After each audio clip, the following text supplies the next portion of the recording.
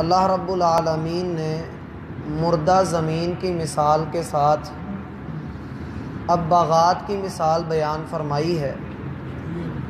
کہ وہ اللہ جو مردہ زمین میں سے پھل نکالنے پر قادر ہے، جو پھل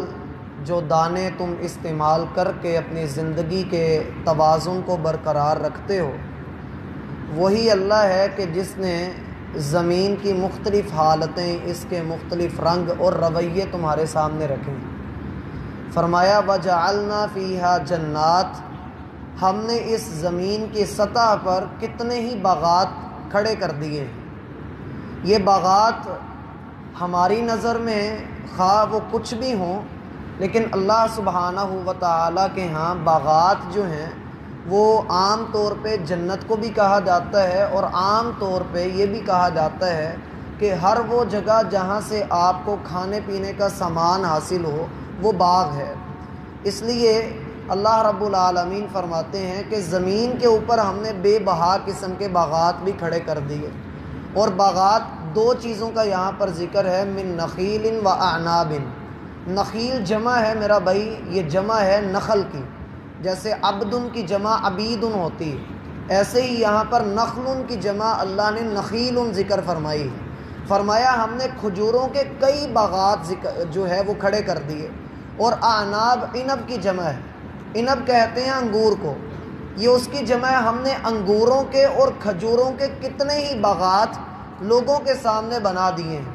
اگر ہم غور کریں، تدبر سے کام لیں اور سوچیں، تو سورہ فاطر میں ہم نے یہ بات پڑھی تھی کہ اللہ سبحانہ و تعالیٰ نے مختلف رنگ کے اور مختلف ذائقوں کے قسم پھل اور پھول کھڑے کیے ہیں۔ یہاں پر ان میں سے دو کا ذکر ہے، اور ان دونوں کے باغات کا ذکر ہے۔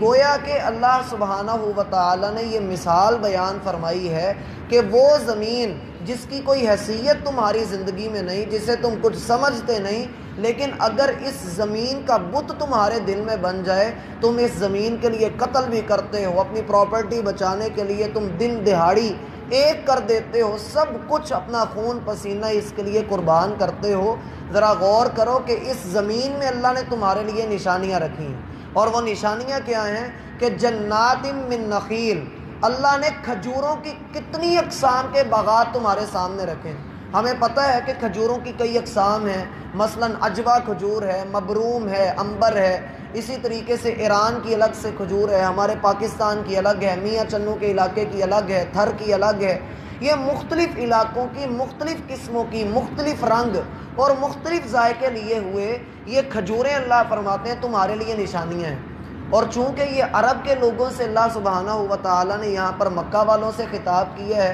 تو ان کے پاس تو کھجوروں کا انبار ہے۔ عرب کا جو علاقہ ہے وہ کھجور کی پیداوار کے حوالے سے دنیا بھر میں مشہور ہے، تو لوگ جب وہاں پر جاتے ہیں تو تبرک کے طور پر وہاں سے کھجوروں بھی لے کر آتے ہیں۔ تو فرمایا مختلف قسم کی کھجوروں کے باغات اللہ رب العالمین نے تمہارے لیے کھڑے کر دیے۔ وَأَعْنَابٍ، عام طور پہ عربوں کی زندگی کا جو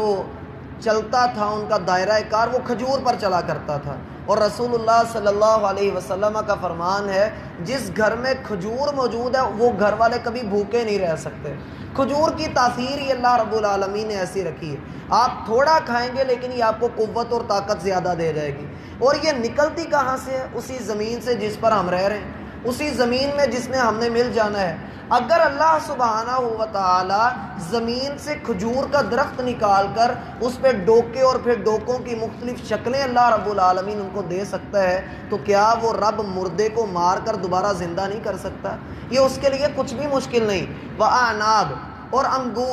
انگور جو ہے یہ مکہ کے ہائی لیول لوگوں کے پاس ہوا کرتا تھا، ہمیں تو آسانی سے میسر ہے، لیکن وہاں پر ہائی لیول کے جو لوگ تھے جن کے پاس پیسہ ہوا کرتا تھا ان کے پاس انگور موجود تھا۔ اور آج کی تحقیق کے مطابق انگور کی اللہ رب العالمین نے 6000 اقسام بنائی ہیں جو ہماری نظر میں آ چکی ہیں۔ 6000 اقسام، جن میں سندر خانی بھی آتا ہے، گولا بھی آتا ہے، اور طرح طرح کے انگور، کوئی کالے رنگ کا ہوتا ہے، کوئی میرون کلر کا ہے، کوئی لال کلر کا ہے۔ اللہ رب العالمین نے یہ مختلف رنگوں کے ہمارے سامنے بنا کر اس میں ہمارے لیے نشانیاں رکھی ہیں۔ وَفَجَّرْنَا فِيهَا مِنَ الْعُيُونِ، اور اگر تم دیکھو تو ہم نے زمین میں سے کئی چشمے بھی نکالنے ہیں۔ صرف اللہ زمین سے مادی چیزیں ہی نہیں نکالتا بلکہ مایا چیزیں بھی نکال دیتا ہے، جیسا کہ اللہ سبحانہ و تعالی نے کئی چشمے نکالنے ہیں۔ اب چشموں کی تاثیر بھی مختلف ہے، ہم دیکھتے ہیں کہ کئی علاقوں میں چشمے ایسے نکلتے ہیں، برف کا علاقہ ہے، ارد گرد برف ہے لیکن ابلتا ہوا پانی وہاں سے نکل رہا ہے۔ اور ایک مقام تو ہمارے وطن کے اندر ایسا بھی موجود ہے کہ ایک طرف سے ٹھنڈا پانی نکل رہا ہے، دوسری طرف سے گرم پانی نکل رہا ہے، اور دونوں کا مزاج جو ٹھنڈا ہے وہ انتہائی ٹھنڈا ہے اور جو گرم ہے وہ انتہائی گرم ہے۔ اللہ رب العالمین نے ہمارے لیے یہ ساری چیزیں بنائی ہیں۔ کئی چشمے ایسے ہیں کہ لوگ کہتے ہیں آپ وہاں پر نہاؤ تو آپ کی جو جلد کی بیماریاں وہ ساری دور ہو جائیں گی، اللہ نے ان کے اندر تاثیر ہی ایسی رکھی ہے۔ کئی چشمے ایسے ہیں آپ ان کا پانی پیو، ان میں نمکیات ایسی ہیں جو اندر کے مسائل کو حل کر دیتی ہیں۔ فرمایا لیاکلوا من ثمرہ، یہ سارا کچھ اللہ نے اس لیے بنایا کہ تم اس میں سے کھاؤ پیو۔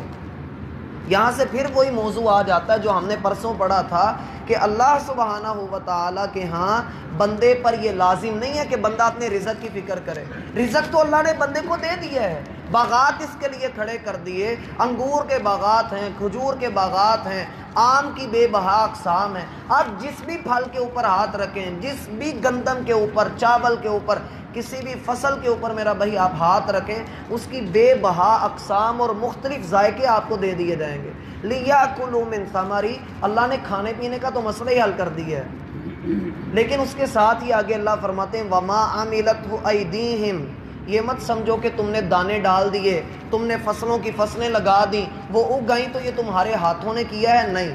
تمہارا کام تھا دانا ڈالنا،